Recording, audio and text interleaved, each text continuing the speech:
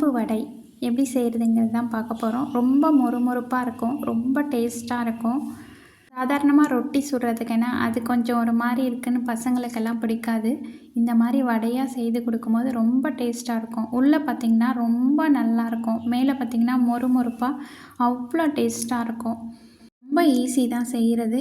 இந்த மாதிரி செய்து கொடுக்கும்போது யாரும் பிடிக்கலன்னே சொல்ல மாட்டாங்க, அவ்வளோ டேஸ்ட்டாக இருக்கும்.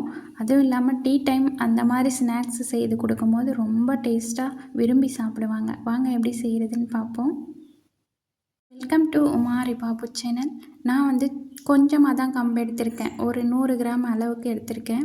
அதுக்கு தேவையான பொருள் பார்த்திங்கன்னா பச்சை கடலக்காய் கொட்டை, வேர்க்கடலை, இஞ்சி ஒரு துண்டு, மிளகாய், பச்சை மிளகாய் ஒரு 5-6, பூண்டு ஒரு 4-5 பல் எடுத்துக்கோங்க, தோல் நீக்காமல் அப்படியே. இதை மிக்சியில் போட்டு எடுத்துக்க போகிறோம். வெங்காயம் ஒரு 2 சின்ன சின்னதாக கட் பண்ணிக்கோங்க பொடியாக. முருங்கைக்கீரை ஒரு 2 கொத்து, பெருங்காயத்தூள், உப்பு, சீரகம், சோம்பு, புதினா, கொத்தமல்லி, கருவேப்பிலையும் சேர்த்துக்கலாம். நான் இப்போ புதினா போட்டிருக்கேன், அப்புறமா கொத்தமல்லியும் கருவேப்பிலையும் போட்டிருக்கேன், அது காமிக்க மறந்துட்டேன். இப்போ வேர்க்கடலையும் இஞ்சி பூண்டு இது மிக்சியில் போட்டு எடுத்துக்கலாம். அதே போல் தான் கம்பையும் மிக்சியில் போட்டு எடுத்துக்கலாம். கம்பு ஊற வைக்கணும் அப்படியெல்லாம் கிடையாது, சும்மா அலசி எடுத்துகிட்டு நல்லா கழுவிட்டு அலசி எடுத்துகிட்டு இந்த மாதிரி தொரன்னு அரைச்சி எடுத்துக்கோங்க மிக்சியில். ரொம்ப நைஸாகவும் இருக்கக்கூடாது, ரொம்ப நொய்யாகவும் இருக்கக்கூடாது, இந்த பதத்தில் இருக்கணும்.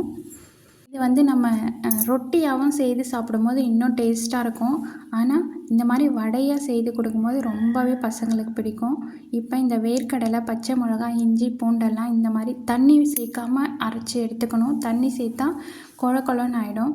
இப்போ இதோட புதினா, முருங்கைக்கீரை, வெங்காயம் எல்லாம் சேர்த்து பிசைஞ்சு எடுத்துக்கலாம். தண்ணியே சேர்க்கக்கூடாது, அதை அந்த வேர்க்கடலையோட அந்த அரைச்ச பேஸ்ட்டோட ஈரப்பதத்துலேயே பிசைஞ்சோன்னா கரெக்டாக இருக்கும். தண்ணி சேர்க்க வேண்டாம், தண்ணி சேர்த்தா கொழ கொழன்னு ஒரு மாதிரி ஆகிடும், வடையாக போடுறதுக்கு வராது. கொஞ்சமாக கூட தண்ணி சேர்க்க வேண்டாம். இப்போ எல்லாத்தையும் சேர்த்து வெங்காயம், முருங்கைக்கீரை, பச்சை மிளகாய், இஞ்சி பூண்டெல்லாம் அரைச்சி எடுத்துக்கிட்டோம். பெருங்காயம், பெருஞ்சீரகம், சீரகம், உப்பு தேவையான அளவுக்கு போட்டு நல்லா பிசைஞ்சு எடுத்துக்கோங்க. அதே ஈரப்பதத்தில் பிசைஞ்சோடனே நம்ம நல்லா வடை போடுற அளவுக்கு வந்துடும். பாருங்கள், நல்லா அந்த பிசையும் போதே தெரியும், அதுவாகவே அந்த ஈரப்பதத்துலேயே நல்லா உருண்டைக்கு வரும். அவ்வளோதான், உருண்டைக்கு வந்தால் போதுமானது. அந்த இதுவை அலசி ஊற்றினேன் அந்த மாதிரியெல்லாம் எதுவுமே செய்யாதீங்க. அதை அலசி ஊற்றும் போது பார்த்திங்கன்னா இன்னும் கொஞ்சம் லூஸ் ஆகிடும். கம்பு உடலுக்கு தெம்பு அப்படி சொல்லுவாங்க பெரியவங்க. ரொம்ப உடலுக்கு குளிர்ச்சியை கொடுக்கக்கூடியது கம்பு. நல்லா உருண்டையாக வந்துருச்சு பாருங்கள். அதான் இப்போ தட்டி போட்டுக்கலாம் ஒரு கடாயை வச்சுட்டு.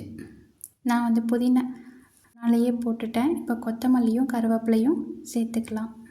பச்சை மிளகா எதுக்கு அரைச்சோன்னா, இந்த தலை கீரையெல்லாம் இருக்கும் போது பார்த்திங்கன்னா பச்சை மிளகா மாட்டுச்சுன்னா பசங்களுக்கு காரம் எடுக்கும். இந்த மாதிரி சின்ன சின்ன உங்களுக்கு தேவையான அளவுக்கு உருண்டையாக பிடிச்சி எடுத்துக்கோங்க. இப்போ ஒரு கடாய் வச்சுக்கலாம். எண்ணெய் நல்லா சூடேறட்டும். நான் தேங்காய் எண்ணெய் தான் எடுத்திருக்கேன், கடலை எண்ணெய் எடுக்கலை. தேங்காய் எண்ணெய் கூட சேர்த்து செய்யும் போது இன்னும் டேஸ்ட்டாக இருக்கும். வாசம் வருமே அப்படின்னு கேட்காதீங்க, 2 செய்யும் போது தான் அது வாசம் வரும்.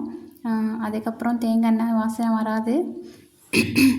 அதில் இருக்க இஞ்சி பூண்டு எல்லாம் இருக்கிறதுனால அதோட வாசம் அது 2 வடை போடுறோம் பார்த்திங்களா, அதில் மட்டும்தான் அந்த தேங்காய் எண்ணெயோட வாசம் வரும், அதுக்கப்புறம் போடுறதுல வராது. ஏதோ ஒரு எண்ணெயை சாப்பிட்றதுக்கு, ஏன்னா கண்ணு முன்னாடி ஒரிஜினலாக இருக்க எண்ணெயை கண்டிப்பாக சாப்பிடலாம், அதில் எந்த ஒரு எஃபெக்டும் வராது. நல்லா திருப்பி விட்டுக்கோங்க. நல்லா கடாய் சூடேறினதுக்கப்புறம் விடுங்க, அப்போ தான் அது பிரியாமல் வரும். நல்லா பொன்னிறமாக ஆனதும் எடுத்துக்கலாம். கம்பில் பார்த்திங்கன்னா இரும்பு சத்து அதிகமாக இருக்கும், இரத்த சோகை வராமல் பார்த்துக்கும். கால்சியம் சத்தும் இருக்கிறதுனால எலும்புகளுக்கு நல்லா வலுவை கொடுக்கும், மலச்சிக்கல் பிரச்சனையை தீர்க்கும், உடல் எடையை குறைக்கிறதுக்கும் கம்பு ரொம்ப உதவியாக இருக்கும். நல்லா பொன்னிறமாக வந்துருச்சு, இப்போ எடுத்துக்கலாம். நல்லா பார்த்திங்கன்னா அவ்வளோ மொறுமொறுப்பாக அவ்வளோ டேஸ்ட்டாக இருக்கும், அந்த வேர்க்கடலையோடு சேர்ந்து செமையாக இருக்கும். இன்னும் ஒரு முறை இந்த மாதிரி செய்து பாருங்கள், மறுபடியும் கேட்டுகிட்டே இருப்பாங்க இந்த மாதிரி செய்ய சொல்லி. வீடியோ பிடிச்சிருந்தா லைக் பண்ணுங்கள், ஷேர் பண்ணுங்கள், கமெண்ட் பண்ணுங்கள். ஐப் ஆப்ஷன் இருக்குது, அதையும் கொடுங்க. புதுசாக வீடியோ பார்க்குறவங்களா இருந்தால் சப்ஸ்கிரைப் பண்ணிக்கோங்க. நான் போடக்கூடிய வீடியோ உடனுக்குடனே உங்களுக்கு வரும். சூப்பரான கம்பு வடை ரெடி ஆகிடுச்சு. அந்த முருங்கைக்கீரை, அந்த வேர்க்கடலையோட, பச்சை வேர்க்கடலையோட எல்லாம் சேர்ந்து செம்ம டேஸ்ட்டாக இருக்கும். விலையுமே ரொம்ப ரொம்ப கம்மி தான்.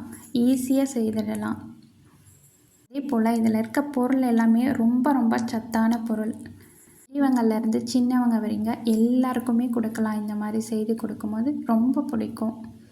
செஞ்சு பார்த்துட்டு எப்படி இருக்குன்னு சொல்லுங்கள். வீடியோ ஸ்கிப் பண்ணாமல் பார்த்தவங்களுக்கு ரொம்ப ரொம்ப நன்றிங்க. பாய். அடுத்த ஒரு வீடியோவில் சந்திக்கலாம். சாதாரணமாக வடை செய்கிறதுக்குனா இந்த மாதிரி வித்தியாசமாக செய்து கொடுக்கும்போது பசங்களுக்குமே ரொம்ப பிடிக்கும். வித்தியாசமாக இருக்கே அப்படின்ட்டு. பாய்.